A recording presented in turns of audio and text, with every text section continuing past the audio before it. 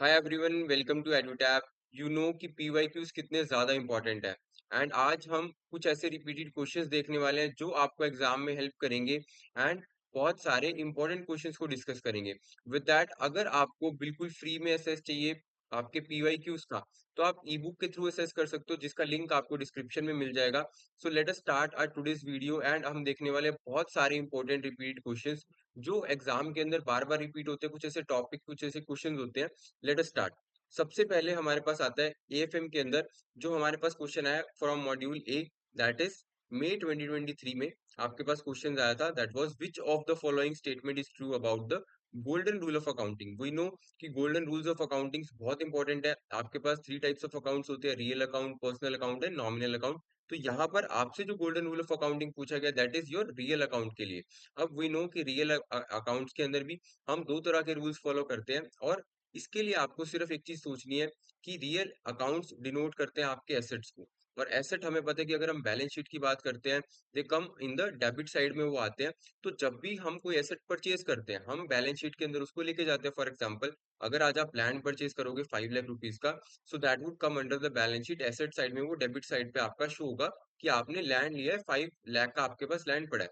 Which means कि जब आपके पास जो एसेट इंक्रीज होगी, that means you would be debiting it. आप उसको क्या करोगे, डेबिट करोगे जब वो इंक्रीज होगा। एंड जैसी आपकी एसेट चली जाती है, जब भी हम कोई एसेट बेचते हैं, फॉर एग्जांपल लैंड हमने बेच दिया, तो वो आपकी एसेट साइड से चला जाएगा। एंड वो डेबिट की जगह अब वो क्या हो जाएगा, उसको क्रॉस रिवर्स करने के लिए हमें उसे क्रेडिट करना पड़ेगा। सो आर करेक्ट आंसर यहाँ पर क्या हो जाएगा कि हमें डेबिट करना पड़ेगा जब भी हमारी रियल एसेट आएगी, इंक्रीज होगी। एंड क्रेडिट करना पड़ेगा सारे डिक्रीजेस को। So other all statements would be incorrect. Next, इसी टाइप का सिमिलर क्वेश्चन हमसे पूछा गया अक्टूबर 2024 के अंदर, that was golden rule for real account क्या है। तो यहाँ पर थोड़ा सा डिफरेंशिएट आपको करना पड़ेगा। यहाँ पर आपको पता है कि गोल्डन रूल ऑफ अकाउंटिंग आपको क्या कहता है, debit what comes in and credit what goes out. Rule आपका यहाँ पर लगने वाला है विच would B for the real account. Debit the sorry, it would be the A option. And यहाँ पर अगर हम देखें, debit the receiver credit the giver, ये हमें कौन सा रूल बताता है, ये हमारा पर्सनल अकाउंट का रूल है। Debit all expenses and losses and credit और इनकम एंड गेन्स, ये हमारा हो जाएगा नॉमिनल अकाउंट का। And debit increase credit increase, ये ऐसा कोई प्रॉपर स्टेटमेंट नहीं है। तो हमारा करेक्ट आंसर यहाँ से क्या हो जाएगा, विच would be option number A. So I hope पहला क्वेश्चन आपको बिल्कुल अच्छे से क्लियर हो गया, विच is very important. Golden rule of accounting आपको जरूर पढ़ के जाने हैं। नेक्स्ट, वी हैव अक्टूबर 2023 और अक्टूबर 2024 में सिमिलर टाइप का क्वेश्चन आपके पास आया, which is from the consider the two list given below and match the correct items. आपको करेक्ट आइटम्स को मैच करना है, विच मीन्स कि कब आप डेबिट करोगे रियल अकाउंट को, कब आप क्रेडिट करोगे रियल अकाउंट को, डेबिट करोगे नॉमिनल अकाउंट को, या फिर क्रेडिट करोगे नॉमिनल अकाउंट को। तो इसके लिए आपको लिस्ट टू में से कुछ आइटम्स दे रखे हैं। यू नीड टू नो कि आपका सबसे पहले तो इनकम आपने अर्न करी है। हमने अभी लास्ट स्क्रीन के अंदर भी देखा कि जितनी भी आप इनकम अर्न करते हो या फिर जो लॉसेज होते हैं, that are part of your nominal account के अंदर वो आता है। विच मीन्स अगर आपने इनकम अर्न की है, तो अब इनकम अर्न पे आपको ये सोचना है कि नॉमिनल अकाउंट तो ठीक है, फिक्स हो गया, बट अब आपको उसको डेबिट करना है या क्रेडिट करना है। So you have already studied कि डेबिट हम करते हैं जब भी हमें कोई लॉसेज होते हैं, या फिर हमें क्या होता है, कोई एक्सपेंस होता है। हम क्रेडिट करते हैं जब हमें कोई इनकम होती है, या फिर हमें क्या होता है, कोई गेन्स होते हैं। तो यहाँ पर हमारा करेक्ट क्या हो जाएगा, दैट वुड बी ए के साथ आपकी मैचिंग जाएगी फोर्थ स्टेटमेंट की। तो आप देख सकते हो ऑप्शंस के अंदर अगर हम बात करें तो फोर्थ स्टेटमेंट आपकी मैच होनी चाहिए विद द ए ऑप्शन। तो आपके पास दो ऑप्शन यहाँ पर दिख रहे हैं। Let us check the next one. B की अगर हम बात करते हैं, बिजनेस एक्वायर्ड एसेट। अब आपने एसेट परचेज करी है, एक्वायर्ड का मतलब है परचेज करना। एंड यहीं से हमें क्लियर हो जाता है कि रियल अकाउंट आएगा। बट हम डेबिट करें या क्रेडिट करें, that is the main question. तो बिजनेस ने जब एसेट परचेज करी है, व्हेन परचेज करोगे ऑब्वियसली एसेट आपके पास आएगी बैलेंस शीट में, और बैलेंस शीट में आएगी तो हमने अभी स्टडी किया कि that you have to debit it. आपको उसको क्या करना पड़ेगा, अपनी बैलेंस शीट के अंदर ले जाना पड़ेगा, इंक्रीज करना पड़ेगा। तो डेबिट आपका यहाँ पर हो जाएगा, विच मीन्स कि आपकी जो बी स्टेटमेंट है, that would B second, that would B first one. तो ये आपका क्या हो जाएगा, यहाँ से करेक्ट हो जाएगा, विच मीन्स कि हमारा बी ऑप्शन करेक्ट आ जाएगा। बाकी अगर हम बाकी दोनों स्टेटमेंट्स को भी देखते हैं, सी स्टेटमेंट की, if we talk about business dispose of asset. Dispose of करने का मतलब होता है कि आपने एसेट को क्या कर दिया, सेल कर दिया। अब आप एसेट को सेल करोगे, बैलेंस शीट से जाएगी, विच मीन्स आपको क्या करना पड़ेगा, पहले आपकी वो डेबिट थी, अब आपको उसको रिवर्स करके क्या करना पड़ेगा, क्रेडिट करना पड़ेगा रियल अकाउंट को। नेक्स्ट, एक्सपेंसेस अगर इनकम हुए, वो ऑलरेडी टॉक कि नॉमिनल अकाउंट के अंदर जब भी आपके पास एक्सपेंसेस इनकम हो गए, कोई भी लॉस आपको होगा, then you have to debit your nominal account. So हमारा यहाँ से करेक्ट स्टेटमेंट क्या हो जाएगा, option number B, very much important. आपको real account, golden rules of accounting आपको बिल्कुल स्टडी करने हैं। नेक्स्ट वी हैव, जो आपके पास मई 2023 में आया एंड देन अक्टूबर 2023 के अंदर भी आपके पास यहाँ पर आया। तो अकाउंटिंग स्टैंडर्ड AS 18। अब अकाउंटिंग स्टैंडर्ड से रिलेटेड हमें कंफ्यूजन रहती है कि क्या क्या चीजें हमें स्टडी करनी है। First of all, very much important, आपको सारे अकाउंटिंग स्टैंडर्ड्स के नाम प्लस उनके नंबर से आप आइडेंटिफाई कर पाओ कि ये स्टैंडर्ड किस चीज के को डिनोट करता है। दैट यू हैव टू, वो आपको श्योरली प्रिपेयर करना ही करना है, बिकॉज यहाँ पर मैच द फॉलोइंग के क्वेश्चंस भी आते हैं एंड इवन आपसे डायरेक्टली भी पूछा जा सकता है कि अकाउंटिंग स्टैंडर्ड 18 जो है वो किसके साथ रिलेट करता है। So you need to know कि क्या वो अर्निंग पर शेयर के साथ रिलेट करता है, रिलेटेड पार्टी डिस्क्लोजर्स के साथ, recognition, measurement, presentation and disclosure of leases, या फिर preparation of consolidated financial statement. So यहाँ पर एस 18 आपका किसके साथ रिलेट करता है, रिलेटेड पार्टी डिस्क्लोजर्स के साथ, this you have to remember. Next, October 2023 में क्या क्वेश्चन आया, which of the following statement is not correct with regard to S. अब कुछ ऐसे टॉपिक्स होते हैं जो पर्टिकुलरली रिपीट होते ही होते हैं, ये नहीं है कि हमेशा सिमिलर टाइप ऑफ क्वेश्चन आएगा, बट जैसे मई 2023 में आपसे एस 18 के रिगार्डिंग क्वेश्चन पूछा गया। नाउ अगर हम अक्टूबर 2023 की बात करें तो आपसे एएस 7 के रिगार्डिंग क्वेश्चन पूछ लिया गया, विच मीन्स कि आपको अपने सारे एएस तो एटलीस्ट एक बार नाम याद रखने हैं एंड थोड़ा सा बेसिक इंट्रोडक्शन आपको पता होना चाहिए। सो एएस 7 हमसे बात करता है कॉन्ट्रैक्ट्स के बारे में, विच आर कंस्ट्रक्शन कॉन्ट्रैक्ट्स। तो यहाँ पर आपको ये बताना है कि कौन सी स्टेटमेंट आपकी करेक्ट नहीं है। The recognition of revenue and expenses by reference to the stage of completion of a contract is often referred as the percentage of completion method। जहां पर हम क्या करते हैं, जितना कंप्लीट हो चुका है उसके बेसिस पे हम ये डिसाइड करते हैं कि क्या हमारा रिकॉग्नाइज होगा revenue and expensive. Next, construction contracts जो है वो do not include contracts for destruction और रिस्टोरेशन। तो यहाँ पर आपको बेसिक इंट्रोडक्शन में यही चीज आती है कि हम कंस्ट्रक्शन कॉन्ट्रैक्ट्स के अंदर, चाहे आप कोई चीज बिल्डिंग को बना रहे हो वो भी कंस्ट्रक्शन के अंदर आएगी, अगर आप उसको क्या कर रहे हो, अगर वो गिराने वाले हो या फिर उसकी डिस्ट्रक्शन करने वाले हो, रिस्टोरेशन करने वाले हो, then it would also be a part of आपका AS 7 के अंदर ही वो सारी डीलिंग्स होती हैं।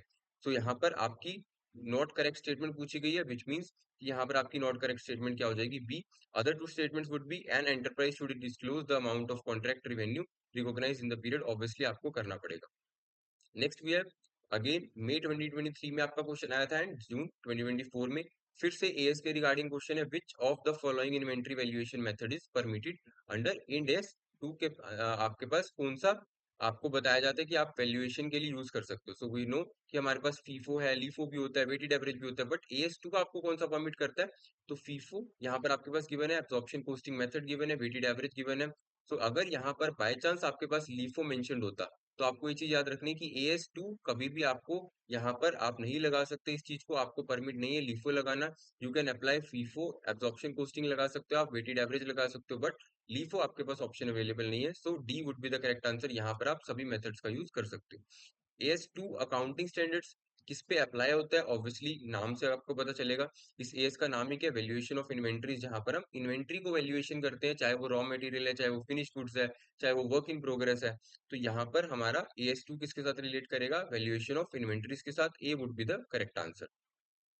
नेक्स्ट वी हैव मई 2023 में आया एंड अक्टूबर 2023 के अंदर आया question, which among the following statement is incorrect. तो ये आपका बिल ऑफ एक्सचेंज से रिलेटेड टॉपिक है, which is very much interesting और इंपॉर्टेंट भी है। आपसे कुछ भी टर्म्स पूछे जा सकते हैं, बिल के बारे में पूछा जा सकता है।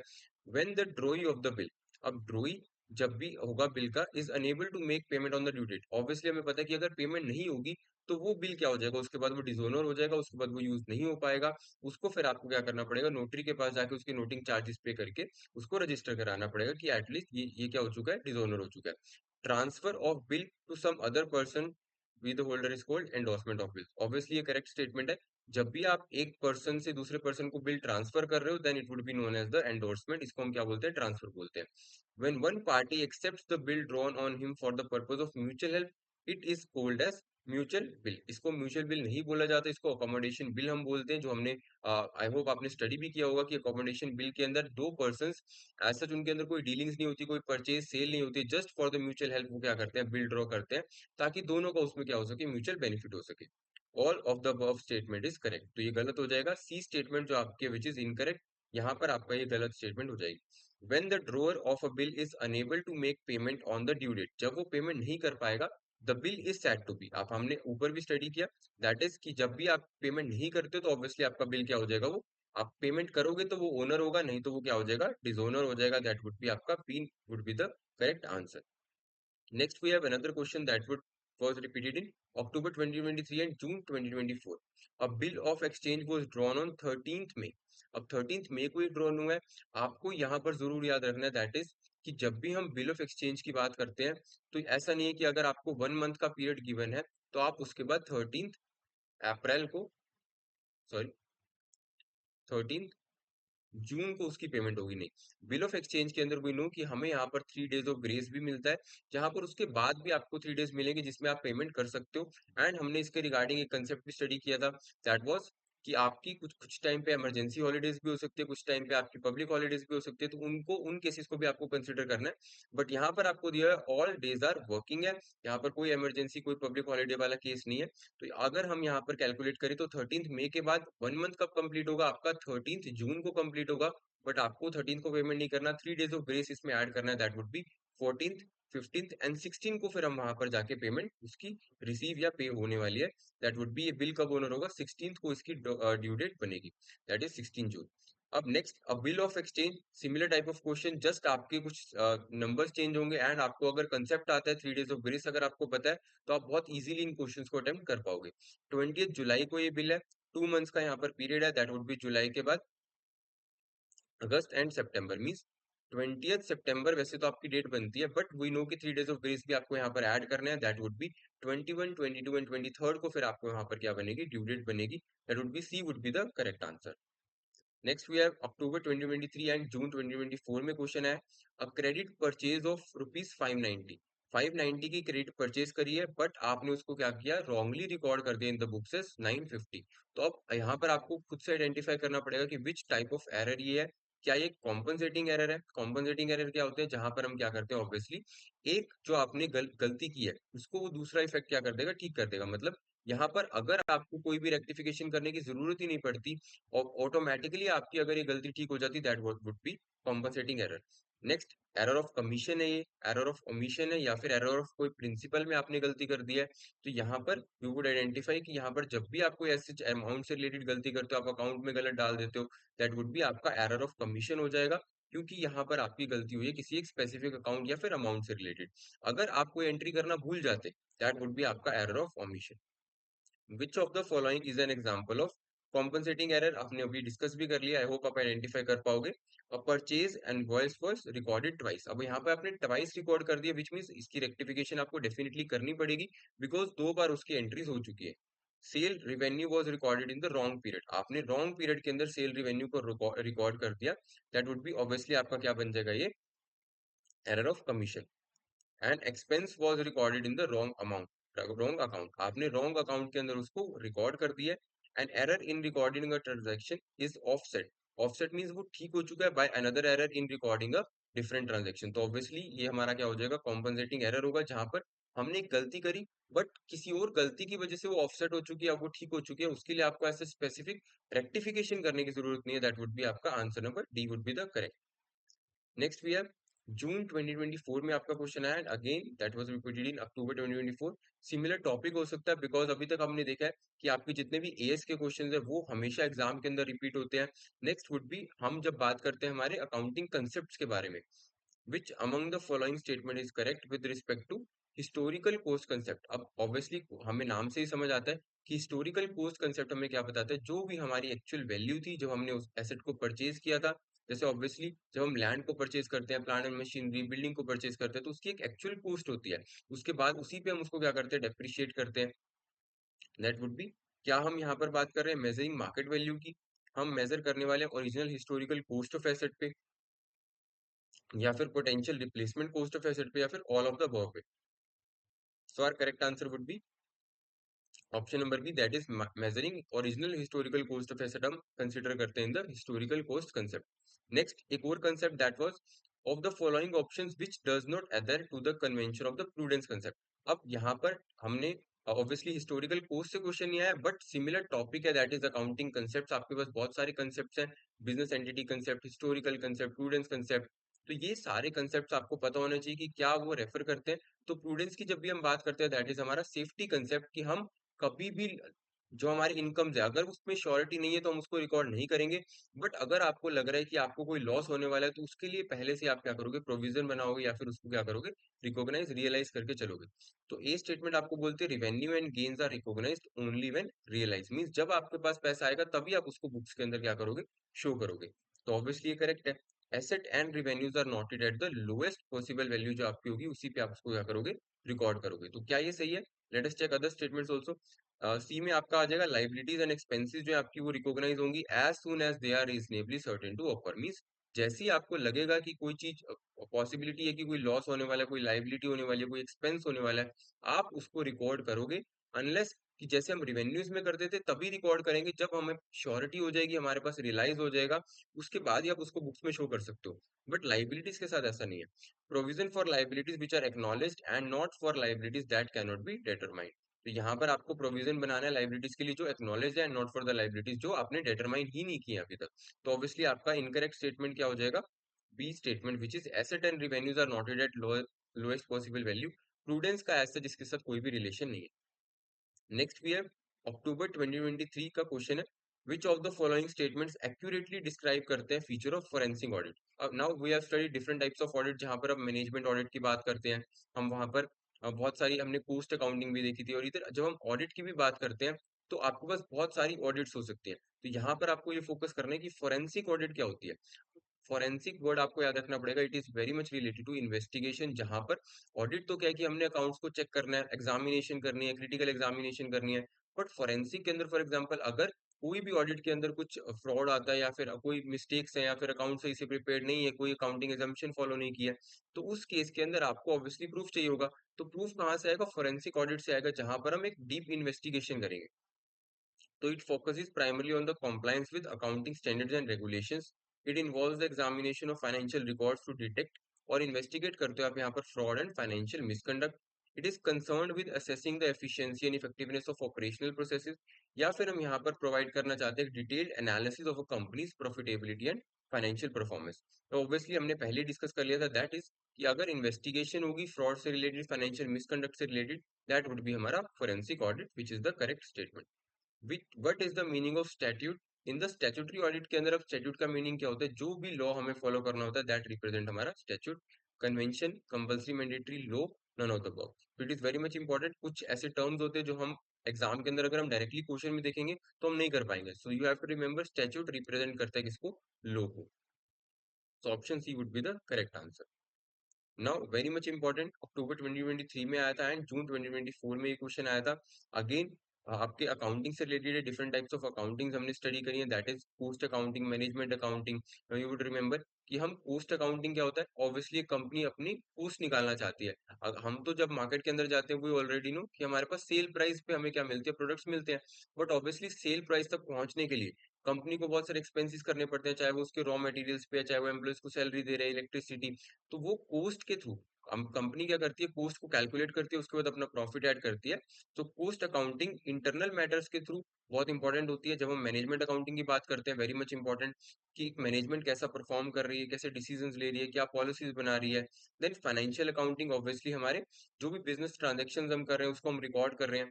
देन स्टूवर्डशिप अकाउंटिंग, विच इज जब हम बात करते हैं रिच एरिस्टोक्रेट्स की, जो पहले के जमाने में लोन दिया करते थे, तो उनके जो सर्वेंट्स होते थे उनको हम क्या बोलते थे, स्टूवर्ड बोलते थे, जो उनके लिए सारे अकाउंटिंग करते थे। नेक्स्ट अगर हम बात करें 1 अक्टूबर 2023 में जो क्वेश्चन आया दैट वाज वैल्यू अकाउंटिंग किसको रिप्रेजेंट करती है, inflation accounting, fair value accounting या फिर मैनेजमेंट अकाउंटिंग किसको रिप्रेजेंट करती है, आपको यहाँ पर मैच ऑफ द फॉलोइंग के अंदर करना है। Consider the current value, market value of asset and liabilities. तो यहाँ पर जब हम करंट वैल्यू की बात करते हैं तो ऑब्वियसली आपका यहाँ पर क्या आ जाएगा, value accounting. Correct the distortions in reported results due to price changes। अब प्राइस चेंजेस ऑब्वियसली कहाँ पर होने वाले हैं, हमारे इन्फ्लेशन अकाउंटिंग के अंदर। Includes cost accounting and budgeting, हम कहाँ पर करने वाले हैं, and capture individual contribution of a product, यहाँ पर आपको देखना है। सो यहाँ पर आप देख सकते हो कि कौन सा ऑप्शन आपका करेक्ट हो जाएगा, answer number B, that is first हमारा हो जाएगा मैच डी के साथ। सेकंड वुड बी हमारा बी के साथ, विच वॉज हमारा reported results due to price change के साथ। एंड अगर हम बात करते हैं थर्ड स्टेटमेंट की, तो it would match with the fair value of accounting, जहां पर हम करंट मार्केट वैल्यू के ऊपर फोकस करते हैं। फेयर वैल्यू ही किसको रिप्रेजेंट करते हैं, हमारी current market value. Next we have management accounting, जो हमारे distortion in result. Fourth would be related with the C option, that is include cost accounting भी हम यहाँ पे करते हैं, बजटिंग भी करते हैं, बट मोर फोकस ये किसके लिए होती है, जो हमारे मैनेजमेंट के डिसीजंस हैं, पॉलिसीज है जो हम बना रहे हैं। नेक्स्ट जून 2024 में सिमिलर क्वेश्चन आया आपके पास, जहां पर हम बात कर रहे थे accounting process in which systematic recorded of business transaction is done. यहाँ पर हम रिकॉर्ड करते हैं ट्रांजेक्शन को जो हमारे बिजनेस के रिगार्डिंग जो इकोनॉमिक ट्रांजेक्शन है फाइनेंशियली, जहां पर मनी का इन्वॉल्वमेंट है वो कहाँ पे आ जाएगा आपका फाइनेंशियल अकाउंटिंग के अंदर। So B would be the correct answer. Next, we have a question which was appeared in June 2024. Which accounting standards? Now again, we have got question जहाँ पर accounting standard बहुत important है, आपको जरूर ये revise करने हैं. Deals with the disclosure of significant accounting policies followed by the company in preparation of and presentation of financial statements. तो जब हम हमारे प्रेजेंटेशन की, मेजरमेंट की, हमारे रिकॉर्डिंग की बात करते हैं कि कैसे हमें अकाउंट्स को प्रिपेयर करना है, प्रेजेंट करना है फाइनेंशियल स्टेटमेंट्स के, वो कौन सा एस बताता है, the starting S, that is हमारा एस 1 हमें बताता है कि कैसे आपको करना है। एस 2 आई होप आपको यू रिमेंबर कि हमने अभी भी डिस्कस किया था कि एस 2 आपका किसके साथ रिलेटेड होता है, आपके वैल्यूएशन ऑफ इन्वेंट्रीज के साथ। Then S 3 would be from cash flow statement. Next we have June 2024 में आपके पास मैच ऑफ द फॉलोइंग है। वेरी मच बहुत ज्यादा मैच ऑफ द फॉलोइंग पूछे जाते हैं एग्जाम के अंदर, बिकॉज थोड़ा सा कंफ्यूजिंग हो जाता है मैच को करना। तो एस 1 की जब हम बात करते हैं, अभी हमने डिस्कस किया डिस्क्लोजर के साथ, प्रेजेंटेशन के साथ आएगा, दैट वुड बी हमारा थर्ड स्टेटमेंट के साथ ये रिलेट करेगा। एस 3 हमने डिस्कस किया कैश फ्लो स्टेटमेंट को रिप्रेजेंट करता है, कैश फ्लो स्टेटमेंट हम यहाँ पर देखते हैं एस 3 के अंदर कवर होता है। एस 10 वुड बी रिप्रेजेंटिंग हमारा property plant equipment. Then S 19 obviously हमारा क्या रह जाएगा, लीजेस के साथ वो क्या करता है, हमें अकाउंटिंग बताते हैं कि क्या हमारे गाइडलाइंस है, क्या हमारे प्रिंसिपल्स है रिगार्डिंग द लीजेस। तो आप यहाँ पर देख सकते हो correct answer would be option number B. तो एएस फिर से मैं आपको बताना चाहूंगा कि आप जरूर इसको याद जरूर करें, एक बार अच्छे से उनको देखें क्या एएस है, कितने एएस आपके पास अवेलेबल है, वो आपको जरूर याद करके जाना है एग्जाम के लिए।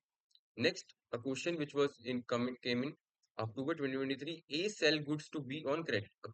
क्रेडिट पे गुड्स बेचे and draws a bill on B, B के ऊपर बिल ड्रॉ हुआ, ऑब्वियसली ठीक है, बी ने एक्सेप्ट भी कर लिया बिल को, बिकॉज वी नो कि जब तक आपका बिल एक्सेप्ट नहीं होगा वो क्या नहीं होगा, लीगल नहीं होगा।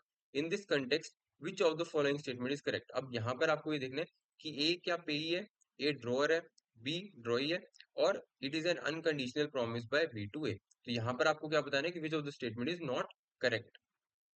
तो अगर हम बात करते हैं यहाँ पर अनकंडीशनल प्रॉमिस, तो आपको ये याद रखना है कि जैसे ही हम बिल की बात करते हैं, जब हम हमारे पास नेगोशिएबल इंस्ट्रूमेंट कितने टाइप के होते हैं, 3 टाइप्स के। We have promissory note, we have bill of exchange, we have cheque. But जैसे ही बिल आ जाता है, तो बिल में कभी भी आपका प्रॉमिस नहीं होगा। प्रॉमिस हमेशा कहाँ पर होता है, आपका प्रोमिसरी नोट के अंदर। बिल बनाया किस लिए जाता है, ऑर्डर के देने के लिए बनाया जाता है कि आई ऑर्डर यू टू पे me this much amount. But जब एक सामने वाला पर्सन खुद से प्रॉमिस करता है कि मैं आपको पे कर दूंगा, तो वो क्या बन जाता है, प्रोमिसरी नोट। तो ये यहाँ पर आपका क्या हो जाएगा, रॉन्ग स्टेटमेंट हो जाएगी, बिकॉज यहाँ पर प्रॉमिस की बात हो रही है। अगर ये प्रॉमिसरी नोट होता फिर ये स्टेटमेंट क्या होती, करेक्ट होती।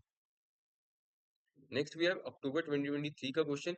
The rules and criteria based on which events are recorded in accounts are called. जिसमें हम क्या करते हैं, इवेंट्स को रिकॉर्ड करते हैं, उसको क्या बोला जाता है, अकाउंटिंग एंड ऑडिटिंग स्टैंडर्ड्स बोला जाता है, अकाउंटिंग स्टैंडर्ड्स बोला जाता है, आईसीआई स्टैंडर्ड्स, और none of the above.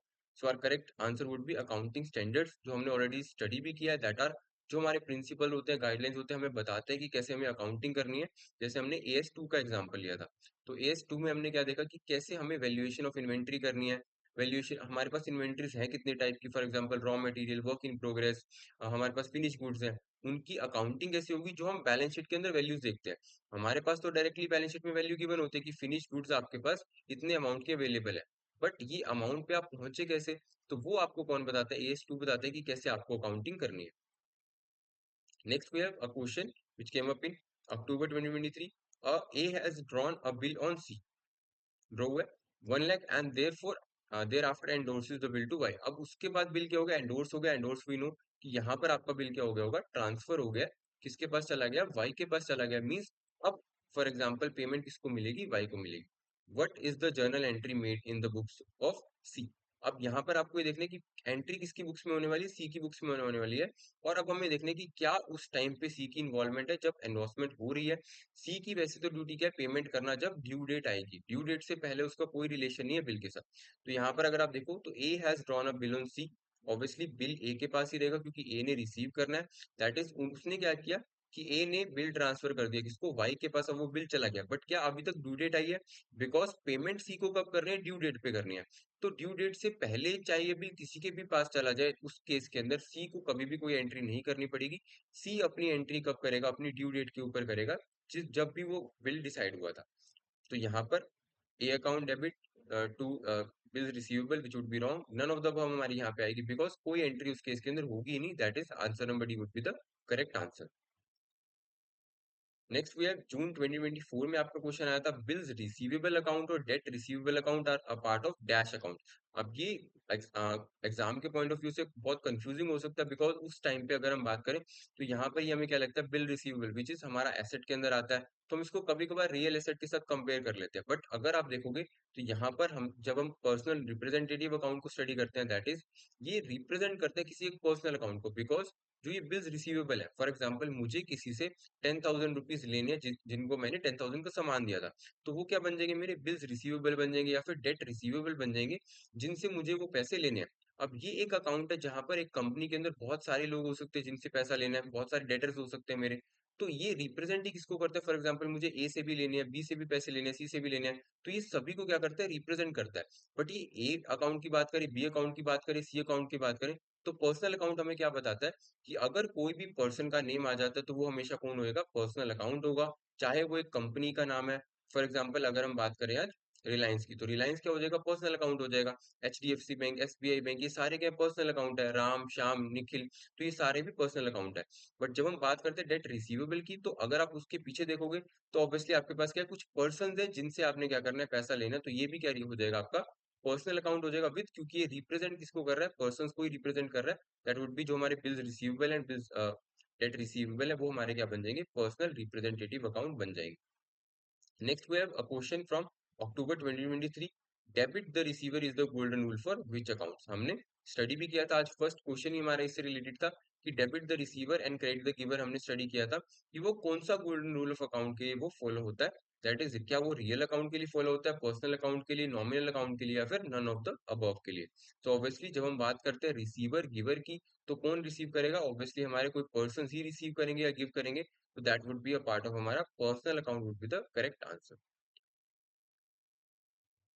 Next we have June 2024 का question, which one of the following is not a feature of bank reconciliation statement. Very much important practical question as well as theoretical question आपको यहाँ से आ सकता है। इस कुछ ऐसे topics होते हैं जिनको हम बिल्कुल भी छोड़ नहीं सकते। दैट इज बीआरएस की जब हम बात करते हैं, बैंक रिकॉन्सिलिएशन स्टेटमेंट हम क्यों बनाते हैं? बिकॉज हम जब बात करते हैं हमारे पास एक कैश बुक हम मेंटेन करते हैं, बैंक अपनी तरफ से एक पासबुक मेंटेन करता है, जिसमें हर एक पर्टिकुलर इंडिविजुअल का क्या होता है? अकाउंट होता है। तो बैंक भी कुछ एंट्रीज कर रहा है, हम भी कुछ एंट्रीज कर रहे हैं, but sudden point of time पे, फॉर एग्जांपल वीकेंड था या फिर बैंक क्लोज था, हमने अपनी बुक्स के अंदर एंट्री कर दी, बट बैंक के थ्रू वो एंट्री नहीं हुई है। या फिर अगर किसी पर्सन ने डायरेक्टली बैंक के अंदर डिपॉजिट करा दिया, बट आपको उसकी नॉलेज नहीं है, तो आपकी कैश बुक क्या हो जाएगी? कम हो जाएगी, या फिर पासबुक क्या हो जाएगी? ज्यादा हो जाएगी। तो उस केस के अंदर हमें बनानी पड़ती है बैंक रिकॉन्सिलिएशन स्टेटमेंट, जिसके थ्रू हम क्या करते हैं? कुछ एंट्रीज पास ऑन करके जो रह गई थी या फिर जो एक्स्ट्रा हो गई, कुछ डिडक्शन एंड एडिशन करके हम अपने कैश बुक के बैलेंस को किसके बराबर लेके आते हैं? पासबुक के बैलेंस के बराबर लेके आते हैं, ताकि वो क्या हो सके? इक्वल हो सके। बीआरएस आपको हेल्प करता है अराइव करने में एट द एक्चुअल पोजीशन जो आपकी बैंक बैलेंस की है। Obviously BRS is prepared by the bank. क्या बैंक बनाता है? नहीं, बैंक कभी भी नहीं बनाएगा, बिकॉज मोस्टली बैंक की जो ट्रांजेक्शन होती है वो बिल्कुल ठीक होगी। हमें अपने अकॉर्डिंग जो भी हमसे गलती हुई है या फिर जो ट्रांजेक्शन नहीं रिकॉर्ड हुई है, वो हमें क्या करनी पड़ेगी? ठीक करनी पड़ेगी। मीन्स बैंक रिकॉन्सिलिएशन स्टेटमेंट कौन बनाएगा? कस्टमर बनाएगा। सो बी हमारा क्या हो जाएगा? इनकरेक्ट हो जाएगा। Next we have BRS will record and delays in clearing. जो भी आपकी है, BRS helps in fraud detection of the cheque. तो आपकी हेल्प करता है बीआरएस चेक्स को, जो भी फ्रॉड हुआ है उसको डिटेक्ट करने में। नेक्स्ट वी हैव मई 2023 का question, what is the minimum paid up capital that is required to set up a joint stock company बनाने के लिए, चाहे वो प्राइवेट है चाहे वो पब्लिक है, आपको कितनी पेड अप कैपिटल रिक्वायर्ड है? सो एज ऑफ नाउ अभी के लिए कोई भी लिमिट आपके लिए यहाँ पर नहीं है, आप बिल्कुल किसी भी अमाउंट से क्या कर सकते हो? उसको स्टार्ट कर सकते हो। दैट वुड बी आपका करेक्ट आंसर क्या हो जाएगा? None of the above, because you don't need 5 lakh, 10 lakh और 20 लाख। आप जॉइंट स्टॉक कंपनी बना सकते हो। Next question is from October 2023, that is the liability of members जो जॉइंट स्टॉक कंपनी के हैं, वो लिमिटेड होती है to the dash of the shares held by them. क्या वो फेस वैल्यू के इक्वल होती है, एक्सचेंज वैल्यू के, मार्केट वैल्यू के, या फिर ऑल ऑफ द अबव के? तो ये आपको याद रखना है, दैट इज लाइबिलिटी की अगर हम बात करें कि कितना लॉस उनको हो सकता है, फिर कितना पे उनको करना पड़ेगा अगर फॉर एग्जांपल लिक्विडेशन होती है कंपनी की, तो जॉइंट स्टॉक कंपनी के जितने भी मेंबर्स होंगे उनकी लाइबिलिटी क्या होगी, लिमिटेड होगी to the face value of share. जितने भी शेयर्स उनके पास हेल्ड है, उनकी जो फेस वैल्यू है, उतना ही अमाउंट उनको क्या करना है, पे करना। नेक्स्ट, अक्टूबर 2024 का question, what is the type of cash flow activity. Cash flow again very much important, जो हमने स्टडी किया AS3 डील करता है आपके कैश फ्लोज के साथ। आपके पास three types of cash flows होते हैं, which are operating activity, investing activity and financing activity आपके पास होती है। अगर इसको थोड़ा सा रिवाइज करें, that would B operating activity. Operating activity क्या कहती है, जब हम क्या करते हैं, बिजनेस को ऑपरेट करते हैं obviously.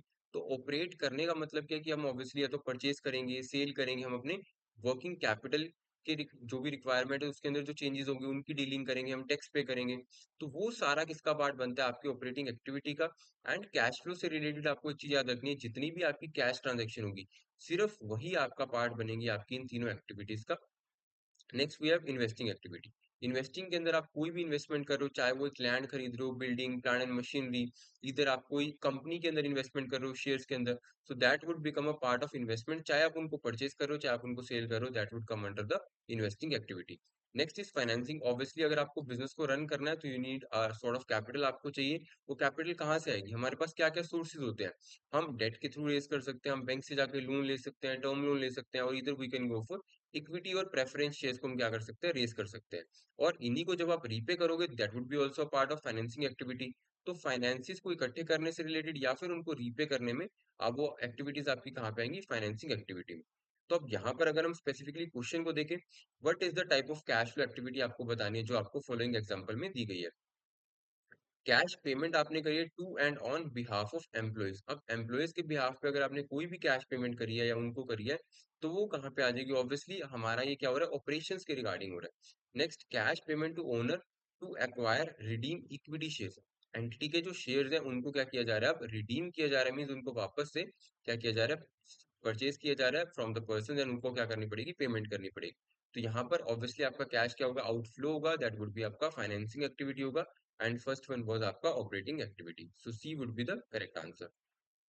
Next we have June 2024 का question, for a finance company. अब यहाँ पर आपको स्पेसिफिकली बताया गया है कि जो कंपनी जिसकी हम क्या कर रहे हैं, कैश फ्लो मैनेज कर रहे हैं या फिर कैश फ्लो देख रहे हैं या फिर एक्टिविटीज जानना चाहते हैं, that is a finance company. Because finance company का मेन काम क्या होगा, फाइनेंस, लोगों को पैसा देना या फिर इंटरेस्ट चार्ज करना। तो that would B main work of a finance company. तो यहाँ पर आपकी थोड़ी सी एक्टिविटीज जो है उसकी वो डिफरेंट हो जाएगी। हम यहाँ पर हम बात करें विच of the following will be considered revenue from operation. Because जब हम बात करते हैं एक नॉर्मल कंपनी की, उनके ऑपरेशंस क्या होते हैं, या तो वो गुड्स बना रहे होंगे या फिर वो सर्विसेज बना रहे होंगे, तो उन्हीं को वो परचेज सेल करेंगे, उन्हीं के साथ वो डीलिंग करेंगे। बट जब हम फाइनेंस कंपनी की बात करते हैं, दैट इज उनका मेन सोर्स ऑफ एक्टिविटी क्या होगा, लोन देना लोगों को या फिर उनको क्या करना, इंटरेस्ट चार्ज करना। तो उनके ऑपरेशंस में इसी टाइप की कोई एक्टिविटी आएगी। इंटरेस्ट इनकम जो उनको ये लोन्स और इन्वेस्टमेंट से, अर्निंग जो ये है उनको सेल ऑफ एसेट से, ऑब्वियसली सेल ऑफ एसेट तो ऑपरेटिंग का पार्ट ही नहीं होगा। रेंटल इनकम जो उनको ये लीज्ड इक्विपमेंट से, या फिर गेन्स जो उनको है from the sale of office office furniture. तो यहाँ पर ऑब्वियसली हमारा क्या आ जाएगा, A would be the correct answer, that is interest income जो उनको हुई है from the loans and investment would be financing company की, वो क्या हो जाएगी, ऑपरेटिंग इनकम हो जाएगी। नेक्स्ट वी हैव मई 2023 का क्वेश्चन, कंसीडर करना है आपको following statements and choose which one are correct आपके लिए। तो ऐसे टाइप के क्वेश्चंस भी आते हैं जहां पर आपको तीन चार स्टेटमेंट्स गिवन होगी एंड आपको उसमें से आइडेंटिफाई करना होगा कि कौन कौन सी स्टेटमेंट आपकी करेक्ट है। तो authorise capital, issued capital, subscribe capital, paid up capital, I hope आपने इस इन कंसेप्ट को स्टडी किया। दैट इज, ऑथराइज कैपिटल क्या होता है कि एक कंपनी फॉर एग्जांपल चाहती है कि मुझे कैपिटल रेज करनी है, तो एक लिमिट तो सेट होगी ना आपकी। लिमिट क्या होती है, आपको ऑब्वियसली बढ़वानी पड़ती है, उसके लिए आपको सर्टेन अमाउंट पे करना पड़ता है रजिस्ट्रार ऑफ कंपनीज को। तो जब हम ऑथराइज कैपिटल की बात करते हैं, for example being a company, मुझे फॉर एग्जांपल मेरा मन करता है 100 सीआर रेज करने का, मुझे 100 सीआर की रिक्वायरमेंट है। यहाँ पर ये देखा जाएगा कि क्या मेरी कंपनी की उतनी ऑथराइज कैपिटल लिमिट है भी सही, क्या मैं 100 सीआर के लिए एलिजिबल हूँ। तो अगर मेरी कंपनी की जो ऑथराइज कैपिटल लिमिट है दैट इज 10 सीआर, तो मैं 10 सीआर का अमाउंट ही क्या कर पाऊंगा, रेज कर पाऊंगा। तो ऑथराइज कैपिटल क्या, amount up to which company can raise the capital, जितने की कैपिटल क्या कर सकती है कंपनी, रेज कर सकती है, जितना अलाउड है वो होगी 10 सीआर। तो दैट वुड बी हमारा ऑथराइज कैपिटल। इशूड कैपिटल क्या है, जितनी कैपिटल हम चाहते हैं कि हमारे पास आए। फॉर एग्जाम्पल अब मेरी लिमिट कितनी है 10 CR की है, बट मुझे 10 CR की रिक्वायरमेंट ही नहीं है, so why would I go for issuing, या फिर मैं क्यों रेस करूंगा 10 CR को। तो मुझे अगर 5 CR की नीड है, तो जितनी कैपिटल मैं इशू कर रहा हूँ दैट वुड बी, रेस कर रहा हूँ वो मेरी क्या बन जाएगी, इशूड कैपिटल बन जाएगी, is directly to the public, या फिर आप issued partly to the vendor से भी वो कर सकते हो। Next, the part of issued capital that is actually subscribe, जो इशूड कैपिटल है, फॉर एग्जाम्पल अब मुझे 5 CR की रिक्वायरमेंट थी, मैंने उसको इशू कर दिया, बट ये तो लोगों पे डिपेंड करता है या फिर पब्लिक पे डिपेंड करता है कि वो मेरे शेयर्स को कितना सब्सक्राइब करेंगे, और उसी के थ्रू मेरे पास पैसा आएगा। तो ये part of issued capital that is actually subscribe to the public is known as scheduled capital. तो ये आपकी क्या हो जाएगी, रॉन्ग स्टेटमेंट हो जाएगी, बिकॉज उसको हम स्केड्यूल्ड कैपिटल नहीं कहेंगे, दैट वुड बी हमारा सब्सक्राइब्ड कैपिटल, वो आपकी हो जाएगी जितने लोगों ने आपके कैपिटल को सब्सक्राइब किया। The amount of capital that is actually paid for the for by the shareholder is known as paid up capital। Obviously ये करेक्ट स्टेटमेंट हो जाएगी, जो वो पे करेंगे वो क्या बन जाएगा, आपका पेड अप कैपिटल बन जाएगा, जितनी कैपिटल आपके पास लोगों से आई है। तो इनकरेक्ट स्टेटमेंट कौन सी है, सिर्फ आपकी थर्ड स्टेटमेंट क्या इनकरेक्ट है। अगर हम करेक्ट की बात करें तो बाकी तीनों स्टेटमेंट आपकी क्या हो जाएगी, करेक्ट हो जाएगी, फर्स्ट सेकंड एंड फोर्थ। तो फर्स्ट सेकंड एंड फोर्थ आपका डी ऑप्शन बनता है, विच would be the correct answer. Now we have question from June 24. What are the two types of share capital? अब शेयर कैपिटल की जब हम बात करते हैं तो two types of share capital you have, वो आपको बताना है, क्या वो ऑथराइज्ड या फिर इशूड कैपिटल है, इक्विटी कैपिटल, प्रेफरेंस कैपिटल है, paid up capital, unpaid capital है, convertible capital, non convertible capital है। तो ये डिफरेंट टाइप्स ऑफ कैपिटल है, बट जब हम स्पेसिफिकली शेयर कैपिटल की बात करते हैं तो हमारे पास कितने तरह के शेयर्स हम इशू कर सकते हैं, इधर we can go for equity shares and preference share. दोनों में डिफरेंस क्या है, इक्विटी शेयर्स के साथ आपको क्या मिलती है, ओनरशिप मिलती है, और यहाँ पर हम जब हम बात करते हैं प्रेफरेंस शेयर्स की, तो यहाँ पर आपको प्रायोरिटी मिलती है, चाहे वो डिविडेंड डिस्ट्रीब्यूशन है, चाहे आपका लिक्विडेशन वगैरह होगा, तब भी लाइन में आगे कौन खड़े होंगे पेमेंट के लिए, प्रेफरेंस को वहां पर क्या मिलेगी, प्रायोरिटी मिलेगी, कि उनको हमेशा पहले पैसा दिया जाएगा, चाहे वो डिविडेंड का है, चाहे वो लिक्विडेशन के टाइम रीपेमेंट का है। Next we have question from October 2024। Core banking solutions, which among the following account is assessed using, जो आपका मैंडेटरी रेफरेंस नंबर है। तो क्या वो सस्पेंस अकाउंट होता है, पॉइंटिंग अकाउंट होता है, इंटर ऑफिस अकाउंट होता है, या फिर नन अकाउंट। तो ये चीज आपको याद रखनी है, थोड़ा सा टेक्निकल क्वेश्चन है, that is core banking solution की जब हम बात करते हैं तो किसी भी अकाउंट के लिए मैंडेटरी नहीं है आपको रेफरेंस नंबर, दैट इज ना ही सस्पेंस अकाउंट के लिए, पॉइंटिंग अकाउंट के लिए, या फिर इंटर ऑफिस अकाउंट के लिए। Next we have question from October 2023, which is which of the following statements are correct regarding functions of back office in a bank। Back office के जितने भी फंक्शंस है वो कौन सी स्टेटमेंट आपकी करेक्ट है। क्या बैक ऑफिस फंक्शंस कंसिस्ट करता है एक एडमिनिस्ट्रेटिव फंक्शन को एंड सपोर्ट करता है पर्सोनल को। कंप्यूटराइजेशन एलिमिनेटेड, उसने एलिमिनेट कर दिया बैक ऑफिस को as a part of branch. One of the most important function back office का क्या है कि वो रिकॉन्साइल करता है अकाउंटिंग एंट्रीज को, स्पेशली जब हम बात करते हैं इंटर ऑफिस एंट्रीज की। इन ट्रेजरी ऑपरेशन की जब हम बात करते हैं back office perform no major role. तो बैक ऑफिस वी नो की बहुत सारी ट्रांजेक्शन होती है, जो हमारे पास एसएमएस आते हैं, इंटरेस्ट रेट, चाहे जो कैलकुलेशन होनी है, अकाउंट बननी है, वो काम ही किसका होता है, बैक ऑफिस का होता है। तो यहाँ पर आपको बताना है कि आपकी करेक्ट स्टेटमेंट कौन सी है। तो करेक्ट स्टेटमेंट कौन सी हो जाएगी, first and the third statement will be the correct, means आपकी जो कंप्यूटराइजेशन है उसने एलिमिनेट, या फिर जब हम बात करते हैं back office as a part of branch वो नहीं हुआ है, एंड जब हम ट्रेजरी ऑपरेशंस की बात करते हैं तब भी बैंकिंग का जो आपका बैक ऑफिस डिपार्टमेंट है that plays a very much important role in the treasury operation. Now question from June 2024, if the liabilities and asset, अगर लाइबिलिटीज और एसेट की हम बात करते हैं, कंपनी की इंक्रीज हो जाती है with the same amount, means for example अगर हम बात करते हैं पहले लाइबिलिटीज कितनी थी, 1 लाख की थी, एंड आपकी जो एसेट थी वो भी 1 लाख की थी, अब आपने उसमें 50K और ऐड कर दिया दोनों साइड पे, what is the effect on the capital of the company. अब आपको कैपिटल पे इफेक्ट बताना है कि क्या capital of the company increase होगी, capital of the company decrease हो जाएगी, capital of the company remains unchange, या फिर नन ऑफ द अबव यहाँ पे आपका आएगा। तो यहाँ पर जब आप लाइबिलिटी इंक्रीज कर रहे हो, एसेट इंक्रीज कर रहे हो, तो उससे कैपिटल पे कोई भी इफेक्ट नहीं पड़ेगा। कैपिटल जो भी ओनर ने लगाई थी या फिर जो प्रमोटर्स की, दैट वुड बी सेम ही आपकी वो रहने वाली है, means none of the above क्या हो जाएगा, आपका करेक्ट आंसर हो जाएगा। Next we have investment purchase किया आपने किसके लिए, for cash, what would be the effect on the balance sheet पे, आपका क्या इफेक्ट आएगा। अब आपको इस ट्रांजैक्शन को ये सोचना है कि हमेशा जब भी कोई ट्रांजैक्शन होती है, वी नो कि हम अकाउंट्स के अंदर फॉलो करते हैं double entry system, which is investment अगर आपने परचेज करी है तो इन्वेस्टमेंट परचेज करने पे इन्वेस्टमेंट आएगी, बट वो आपकी एसेट का पार्ट बनेगी, विच would be a real account. तो आपका क्या हो जाएगा यहाँ पर एसेट बढ़ जाएगी। बट साथ ही साथ क्योंकि हम उसको कैश से परचेज कर रहे हैं तो कैश भी हमारी एक एसेट है, तो कैश हमारी बैलेंस शीट से क्या हो जाएगा, रिमूव हो जाएगा, मीन्स हमारी एसेट क्या हो जाएगी, फिर से कम हो जाएगी।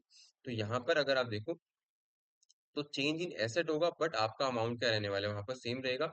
दोनों एसेट एंड लाइबिलिटीज में कोई चेंज नहीं आएगा। चेंज इन लाइबिलिटीज ओनली भी गलत स्टेटमेंट हो जाएगा, none of the above, because change तो हो रहा है बिकॉज आपकी एसेट्स कुछ ना कुछ चेंज हो रहे हैं। आपकी एक एसेट क्या हो रही है, जा रही है, एंड एक एसेट क्या हो रही है, इन्वेस्टमेंट आपकी वहां पर आ जाएगी। That is correct statement would be option number B.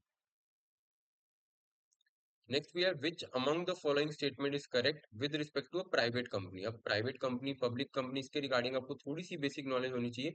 That is जब हम प्राइवेट कंपनी की बात करते हैं तो वो अपने शेयर्स को फ्रीली ट्रांसफर नहीं कर सकते। उनमें कितने मेंबर्स होते हैं, minimum that are 2 members minimum होने चाहिए, एंड मैक्सिमम आप कितने जा सकते हो, 200 मेंबर्स तक जा सकते हो। अगर आपके मेंबर्स इससे इंक्रीज हो जाते हैं देन फिर आपको उसको कन्वर्ट करना पड़ेगा किसमें, पब्लिक लिमिटेड कंपनी के अंदर। क्या यहाँ पर कोई रेस्ट्रिक्शन नहीं होती तो पहली स्टेटमेंट ही क्या हो जाएगी, गलत हो जाएगी, बिकॉज देर इज ऑब्वियसली एक रेस्ट्रिक्शन है नंबर ऑफ मेंबर्स को लेके। Private company can not invite the public to subscribe it shares, obviously यहाँ पर आप फ्रीली ट्रांसफर नहीं कर सकते पब्लिक को shares. Private company must have at least 2 directors. A private company must restrict the right to transfer its shares, उसको क्या करना होता है, रेस्ट्रिक्ट करना होता है राइट टू ट्रांसफर जो भी शेयर्स है।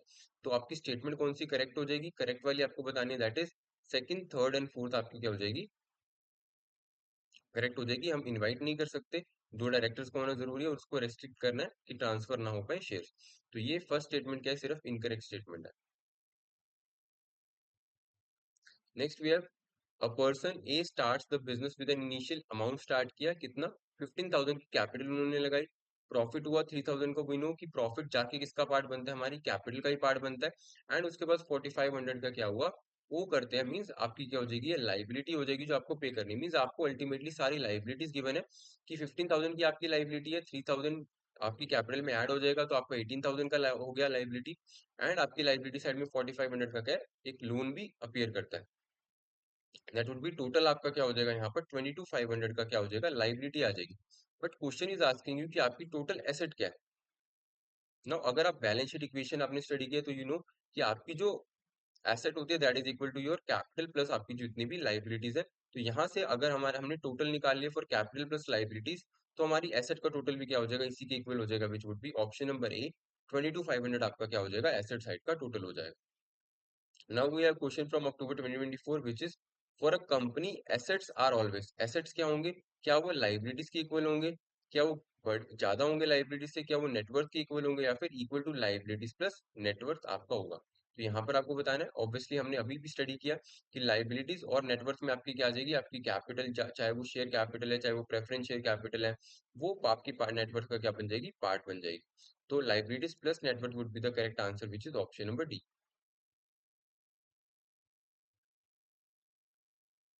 So thank you so much for being a part of this session. I hope कि आपने बहुत सारे रिपीटेड क्वेश्चंस को समझा, एंड ये क्वेश्चंस आपको एग्जाम में डायरेक्टली हेल्प करने वाले हैं आपकी प्रिपरेशन के लिए। नाउ अगर आपको कोई भी प्रॉपर गाइडेंस चाहिए फॉर रिगार्डिंग जो भी आप एग्जाम देने वाले हो, चाहे आपका कोई भी अटेम्प्ट है, so let me show you कि आप एडुटैप की वेबसाइट पे विजिट कर सकते हो, and all the courses you can. So ये,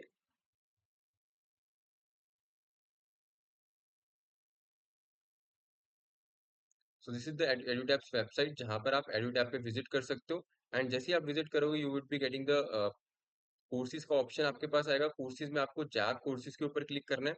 जैसे ही आप थोड़ा सा स्क्रॉल डाउन करोगे आपको बहुत सारे कोर्सेज यहाँ पर शो होंगे। So we have our JAIIB exam, bankers capsule course, और स्पेसिफिकली हर एक कंपोनेंट के लिए कैप्सूल कोर्स है जहां पर आपको मॉड्यूल वाइज हर एक मॉड्यूल की एक प्रॉपर वीडियो मिलेगी, एंड आप उसको वॉच कर सकते हो। बहुत ही लिमिटेड पीरियड ऑफ टाइम में आपका पूरा एंटायर कोर्स यहाँ पर क्या हो जाएगा, फिनिश हो जाएगा। आप उसको स्पीड पे भी चला के देख सकते हो। दैट इज बहुत नॉमिनल प्राइस पे आपको वो क्या मिलने वाला है, कैप्सूल कोर्स मिलने वाला है। If you want to go for master course then that option you have, super crash course में आप जा सकते हो। किसी भी अटेम्प्ट के लिए आप प्रिपेयर कर रहे हो, यू नो कि Edutap provides you very wonderful courses as well as, आपको बहुत अच्छा कंटेंट यहाँ पे मिलता है, कंसेप्ट क्लासेस मिलती है, नोट्स मिलती हैं, पीवाईक्यूज मिलते हैं, फुल एंड मॉक टेस्ट मिलते हैं, and all very much top notch content यहाँ पर आपको मिलेगा। That's all. अगर आपको कोई भी गाइडेंस चाहिए you can go for any of the courses जो आपके लिए सुटेबल या फिर आपको कंफर्टेबल लगता है। Thank you so much for being a part of this video.